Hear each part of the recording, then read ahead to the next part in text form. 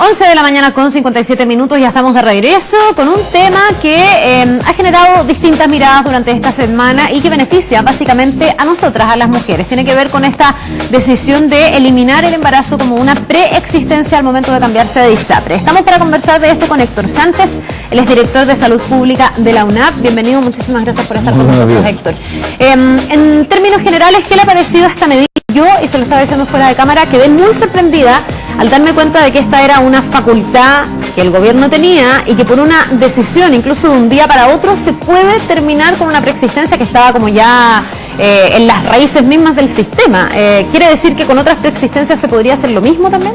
Bueno, en definitiva, cuando el superintendente toma la decisión y el gobierno lo respalda para que se implemente, lo que hacen es modificar la declaración de salud.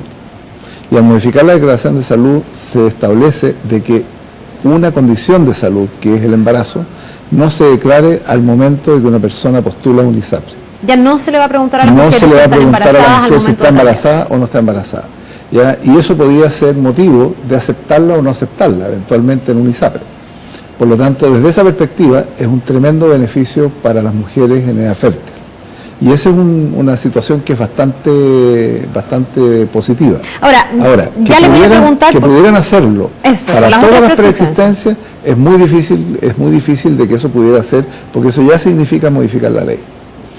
De hecho, aquí ya hay una situación que incluso las ISAPRES eventualmente, yo creo que no es popular que lo hagan, pero podrían eventualmente intentar hacer un reclamo judicial frente a esta situación. No han hecho un reclamo judicial, pero sí han enviado cartas mencionando que van a subir los costos. Exactamente. Todo esto muchas veces, y yo concuerdo con Carla, que es como sociedad tenemos que hacernos cargo, la presidenta lo decía, en qué momento consideramos al embarazo como una enfermedad, como una preexistencia, pero hay que entender que el sistema funciona y que esto alguien lo paga. ¿Las ISAPRES van a poder subir los precios por este anuncio? Yo creo que la medida en sí misma, si el sistema se mantuviera tal como está, no debiera haber razón alguna para subir los precios. Porque la mujer paga más. Porque la mujer está pagando más, pero si la cartera se mantuviera exactamente tal como está. ¿Cuál es lo que están anunciando las ISAPRES? Lo que están diciendo es que si en definitiva se trasladara un grupo de mujeres embarazadas o a punto de embarazarse desde el FONASA a las ISAPRES, se alteraría la fórmula a través de la cual calcularon el sobreprecio de las mujeres. O sea, si hubiera un éxodo de mujeres de FONASA a la salud privada. Que es lo que se llama en el ámbito de los seguros selección adversa. Ahora bien, yo lo que creo es que esta medida debió haberse puesto en conjunto con otras medidas. Yo creo que efectivamente esta medida, que debió haberse incorporado en una ley, debió haberse integrado a todo lo que significa la eliminación de las preexistencias. 1. 2. Haber efectivamente establecido de una vez por todas en las ISAPRE un fondo compensatorio por riesgo para poder resolver este problema. 3. Haber eliminado la selección al ingreso de todas las personas, de tal manera que existiera una libre movilidad de todas las personas, hombres y mujeres, entre el sistema ISAPRE y entre el sistema ISAPRE y el FONASA. Pero para eso debió haberse planteado el proyecto de ley que hace tanto tiempo que se está discutiendo. Llevamos discutiendo una reforma a las ISAPRE por lo menos hace 2 o 3 años, por lo menos, y quizás 4 años son los que estamos discutiendo, desde que parte la primera comisión a partir de los juicios del Tribunal Constitucional y posteriormente de la Corte Suprema. Una industria que tiene todos los problemas que tienen las ISAPRE, que tienen tienen cerca de 200.000 juicios anuales de sus beneficiarios, no es sustentable. Por lo tanto, esta medida no agrega ni le quita al sistema propiamente tal. Lo que sin embargo deja en evidencia es que es una medida parcial y es una medida que debió haberse agregado a otras medidas que reformen el sistema. Y a mí lo que me preocupa es que con esto uno le está entregando un pretexto a las ISAPRES para que justifiquen un alza en el mes de marzo próximo, o lo que es más serio, que es más difícil de detectar, que es que modifiquen las coberturas de embarazo en los planes de salud a partir de nuevas generaciones de planes que las ISAPRES diseñan. Por ejemplo, a partir del 1 de diciembre las ISAPRES podrían sacar ¿no es cierto?, una nueva generación de planes, ¿ya?, cuya cobertura en embarazo fuera igual a la que tiene el FONASA en el grupo B en los pagos asociados a diagnóstico, para evitar, ¿no es cierto?, el traspaso de población del sistema al otro. Eso perfectamente lo podrían hacer. Entonces, en el fondo, aquí, si bien es cierto que la medida está súper bien intencionada, a mí me gusta, valóricamente el encuentro que corresponde, se corrige una situación que durante muchos años se pudo corregir, ¿ya?, y que en definitiva, sin embargo, puede tener consecuencias que no son deseables. Ahora, pero esas consecuencias desde el punto de vista técnico no están justificadas. ¿O usted dice que efectivamente las ISAPRES tienen alguna justificación para o cambiar los planes o cambiar los costos o decir que los planes y los precios se encarecen a raíz de esta medida? Da la sensación de que eso tiene que ver con una falta de ética por parte de las ISAPRES, porque hoy día cada mujer que ingresa al sistema ya paga un sobreprecio y hay muchas que no quedan embarazadas, que en definitiva empiezan a subsidiar a las que sí quedan embarazadas. Hoy día alguien dice, claro, pero muchas mujeres se van a trasladar desde FONASA a una ISAPRE para tener a sus guaguas, pero esos recursos, digamos, ya están dentro de la cartera del sistema. El único que se podría haber tocado es la propia ISAPRE, que va a ganar menos plata porque su tasa de nacimiento, su tasa de efectividad de ese sobreprecio que cobra va a aumentar, pero la plata para cubrir está dentro del sistema. O sea, la plata está, desde el punto de vista de que si uno considera las utilidades que tiene el sistema en los primeros meses de este año, sobre 50.000 millones, ya, la plata está, si ese no es el problema. El problema es que es otro. El problema es que la ley hoy día le permite a las ISAPRES modificar el valor del plan base, del valor base de cada plan, en marzo del próximo año. Y la ley se los permite. Y lo pueden hacer, con o sin razón. No sería popular. Y segundo, también la ley les permite modificar coberturas para nuevas generaciones de planes. Por lo tanto, también lo pueden hacer. Eso tiene que estar, me imagino yo, justificado. No necesariamente. Porque hemos visto la cantidad de judicialización que hay por alzas de planes injustificadas. De hecho, hoy día nos encontramos que las ISAPRES tienen más de 50.000 planes, de los cuales están comercializando más de 10.000. Con lo cual, generar 1.000, 2.000 planes más no significa ninguna modificación del sistema. El sistema lo podría hacer perfectamente sin pedirle explicaciones a nadie. Por lo tanto, desde esa perspectiva, creo que hay un problema del punto de vista de la capacidad de la regulación para poder controlar que no se produzcan estos excesos al cual tú estás haciendo mención. Por lo tanto, desde esa perspectiva, yo creo que siendo muy buena la medida, compartiendo absolutamente el objetivo que tiene, corrigiendo una injusticia por muchos años de que el embarazo se considera una enfermedad, no siendo una enfermedad, una condición fisiológica, que tampoco es de una persona, ya, por lo tanto es de una pareja, está pagadísimo, ya, hombre y mujer, y que está pagado a niveles de la relación, a nivel de la tasa de fertilidad que calculan las ISAPRES cuando definen el sobreprecio de las mujeres. Pero sin embargo, si se produce una migración importante desde el FONASA hacia las ISAPRES, que yo no creo que se vaya a producir, ojo, yo no creo que se vaya a producir de la manera en que las ISAPRES lo están estimando, por la siguiente razón. Hay muchas personas del FONASA que en definitiva no se van a cambiar, los que están en el grupo A, B y C de FONASA. Eso no se van a cambiar bajo ninguna condición. Los del grupo D de FONASA, que son 2.300.000 personas, solo el segmento de más alto ingreso podría eventualmente trasladarse a un ISAPRE. Porque hay que tener la capacidad económica para tener la capacidad económica para pagar un plan de salud.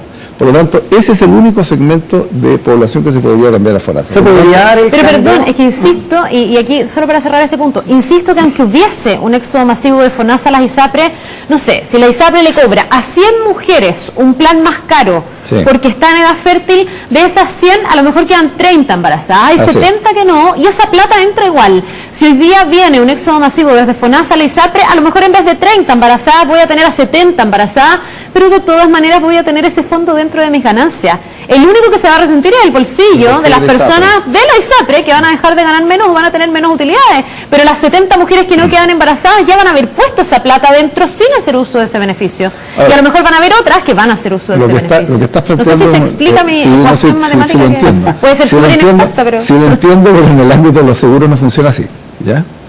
Porque en definitiva las 70 mujeres lo que están haciendo es pagar el parto de las 30 mujeres. En el ejemplo tuyo. No, porque esas 30 están pagando un plan súper caro.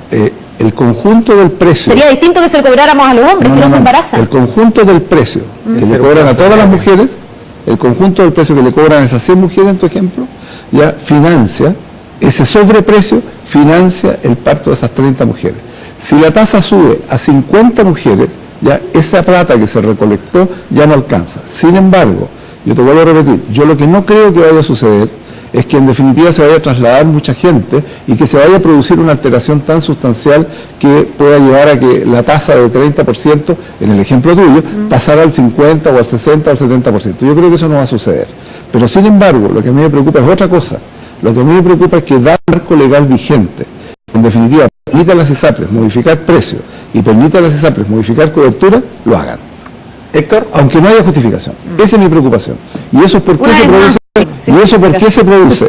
Se produce fundamentalmente porque esta medida es absolutamente aislada respecto a un conjunto de medidas que las ISAPRES debieron haber tenido a través de una ley y a través de un proyecto de ley que está hay una comisión que está revisando este tema. No, se ya terminó, la comisión terminó. Sí, pero ya se entregó este informe y eso es un insumo para que se tomen decisiones en torno a las ISAPRES, que me imagino que ahí deberíamos tener otros anuncios. El gobierno hace este anuncio, que es muy bueno, lo hemos dicho, pero las ISAPRES dicen: nadie nos dijo nada. ¿Y por qué no lo dijeron durante el tiempo de la comisión? ¿O por qué no se metió dentro de la ley de ISAPRE?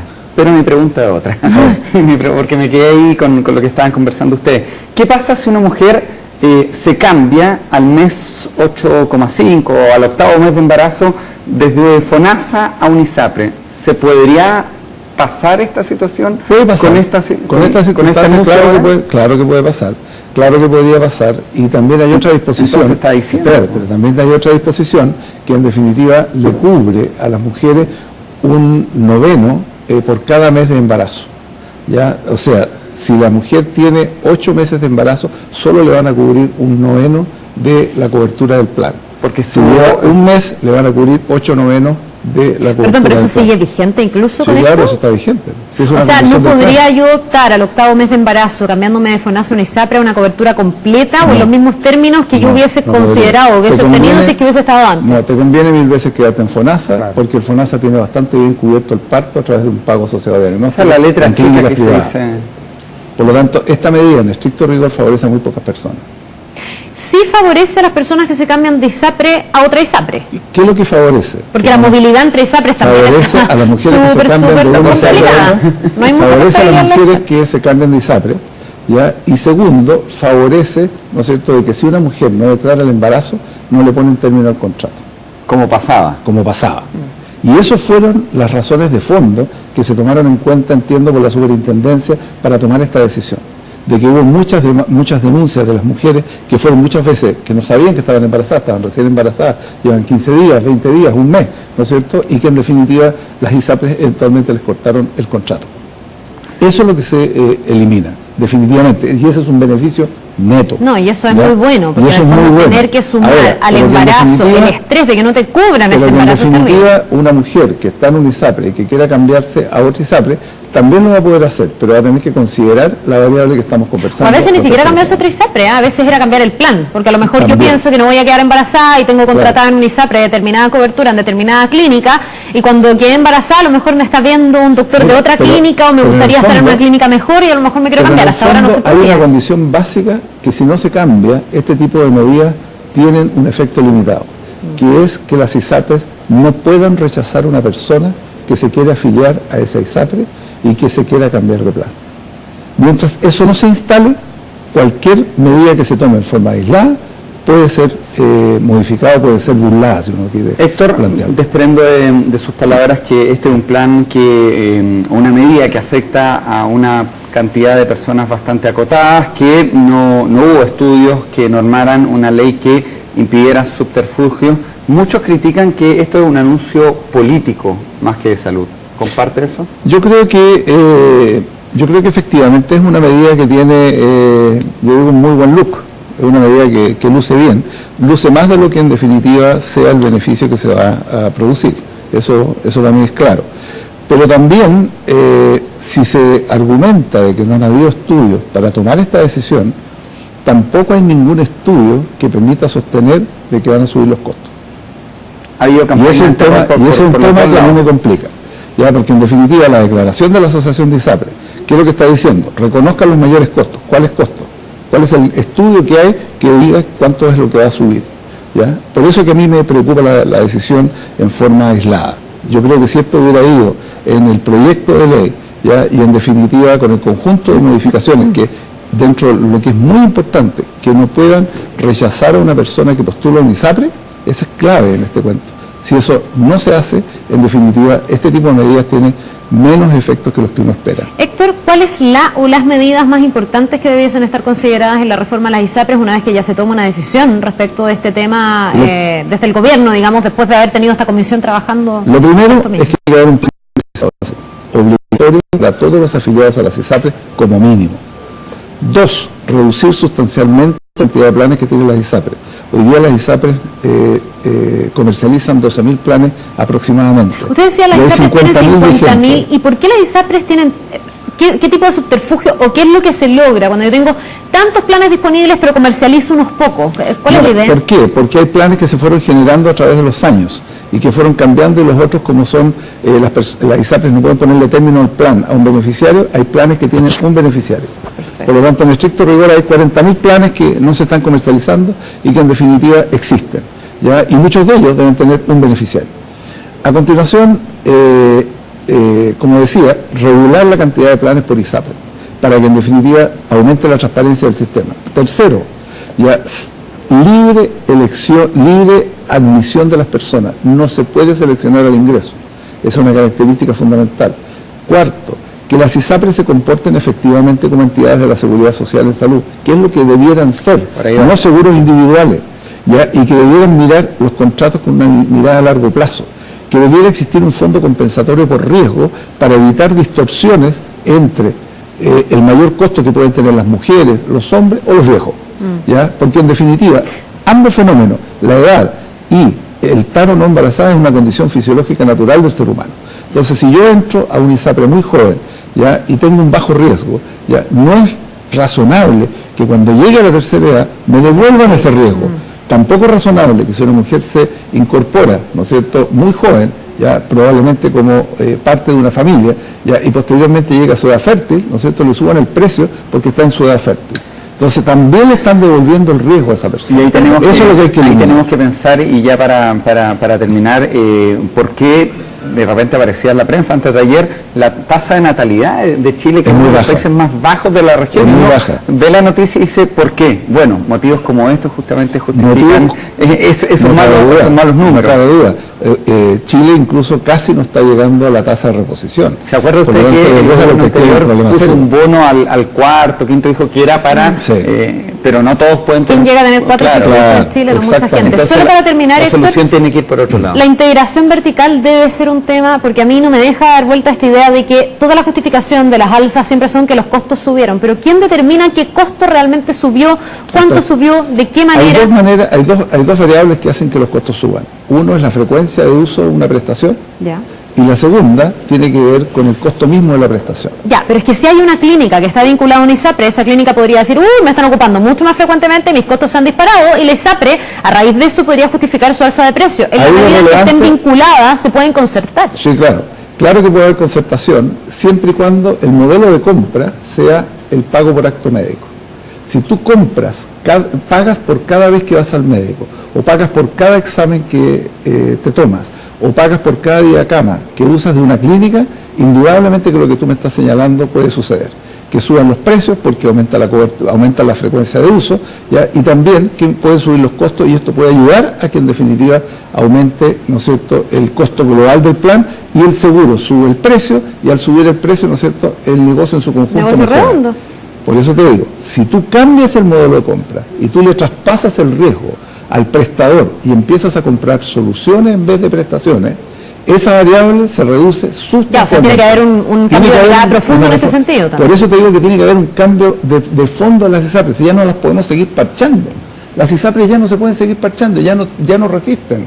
Esto es como un neumático profundamente gastado, que en definitiva tú lo parchas y al final se te sigue rompiendo por cualquier lado. Yo creo que eso es lo que hay que cambiar. La próxima entrevista que tengamos va a ser justamente del sistema ISAPRE. Héctor, le queremos agradecer su tiempo por este tema, pero que derivó en una conversación un poco mayor que esperemos que se repita. Que tiene que ver con la mirada global, que quedó abierto. Tiene que cambiar. Muchas gracias. Que le vaya muy bien, un buen día. Buen día. Vamos a la pausa, última ya. Última, se viene...